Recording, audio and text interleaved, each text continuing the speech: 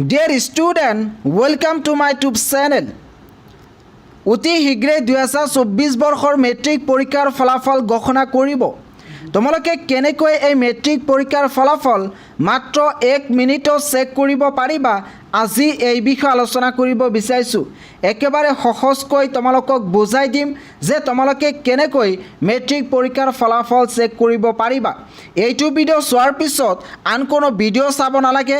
এইটো ভিডিঅ' চোৱাৰ পিছত তোমালোকৰ নিজৰ ৰিজাল্ট নিজেই চেক কৰিব পাৰিবা। এই মেট্ৰিক পৰীক্ষাৰ ফলাফল চেক কৰিবলৈ হ'লে প্ৰথমতে তোমালোকক গুগল নাইবা ক্ৰমত আহিব লাগিব। ইয়াতে তোমালোকে সাৰ্চ কৰিবা সেৱা সাৰ্চ কৰাৰ পিছত তোমালোকে একেবাৰে ওপৰত এটা ৱেবছাইট দেখিবলৈ পাবা। ইয়াতে ৱেবছাইটটোৰ নাম হৈছে sevaonline.org। ইয়াতে তোমালোকে ক্লিক কৰিবা।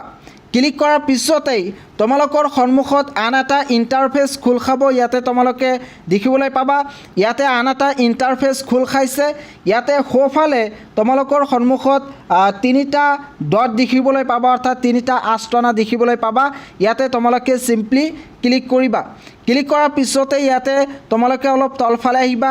তলফালে অহাৰ পিছত ইয়াতে ৰিজাল্টছ বুলি লিখা আছে, ইয়াতে তোমালোকে ক্লিক কৰিবা।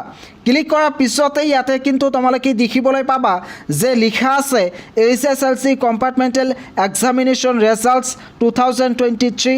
তাৰপিছত লিখা আছে HSLC এক্সামিনেশ্যন ৰিজাল্টছ 2023। ইয়াতে মেট্ৰিক পৰীক্ষাৰ ফলাফল ঘোষণা কৰা হয়।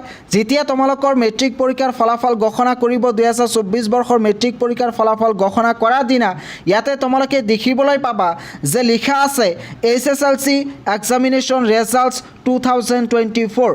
ইয়াতে বৰ্তমান 2023 বুলি লিখা আছে, কিন্তু যিদিনা তোমালোকৰ মেট্ৰিক পৰীক্ষাৰ ফলাফল ঘোষণা কৰিব সিদিনা ইয়াতে লিখা থাকিব যে 2024 বৰ্ষ বুলি। তাৰপিছত তোমালোকে চিম্পলি সেই লিংকত ক্লিক কৰিবা। ইয়াতে তোমালোকক দেখুৱাই দিছোঁ।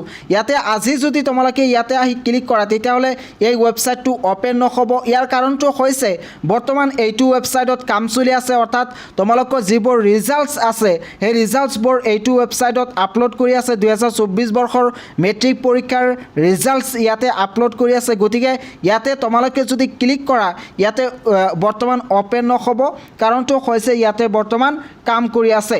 যেতিয়া মেট্ৰিক পৰীক্ষাৰ ফলাফল ঘোষণা কৰিব তেতিয়া ইয়াতে ক্লিক কৰিলে কিন্তু অ'পেন হ'ব। যিকি নহওক, যিদিনা তোমালোকৰ মেট্ৰিক পৰীক্ষাৰ ফলাফল ঘোষণা কৰিব সেইদিনা এই লিংকত ক্লিক কৰাৰ পিছত তোমালোকৰ সন্মুখত এনেকুৱা ধৰণৰ ইণ্টাৰফেচ খোল খাব। ইয়াতে তোমালোকক দেখুৱাইছোঁ। তোমালোকৰ সন্মুখত এনেকুৱা ধৰণৰ ইণ্টাৰফেচ খোল খাব। ইয়াতে একেবাৰে ওপৰত তোমালোকে দেখিবলৈ পাবা যে ৰোল বুলি লিখা আছে। ইয়াতে তোমালোকৰ ৰোলটো লিখিবা, তাৰপিছত নাম্বাৰটো লিখিবা। ৰোল আৰু নম্বৰটো তোমালোকৰ ৰেজিষ্টাৰ নাইবা এডমিট কাৰ্ডত লিখা আছে, তাৰ পৰা তোমালোকে চাই লিখিবা। তাৰপিছত ইয়াতে কৈছে যে ইণ্টাৰ দ্য ডিজিটছ, অৰ্থাৎ ইয়াতে যিটো ডিজিটছ আছে এই ডিজিটটো কিন্তু ইয়াতে লিখিব লাগিব। ইয়াতে যেনেকৈ লিখা আছে OU73P4, ইয়াতে এই ডিজিট কেইটা লিখা আছে, এই ডিজিট কেইটা তোমালোকে কিন্তু ইয়াতে লিখিব লাগিব। লিখাৰ পিছতে তাৰ তলতে তোমালোকে ছাবমিট বুলি দেখিবলৈ পাবা। মই তোমালোকক জুম কৰি দেখুৱাইছোঁ। ইয়াতে ছাবমিট বুলি লিখা আছে, এই ছাবমিটত ক্লিক কৰিবা।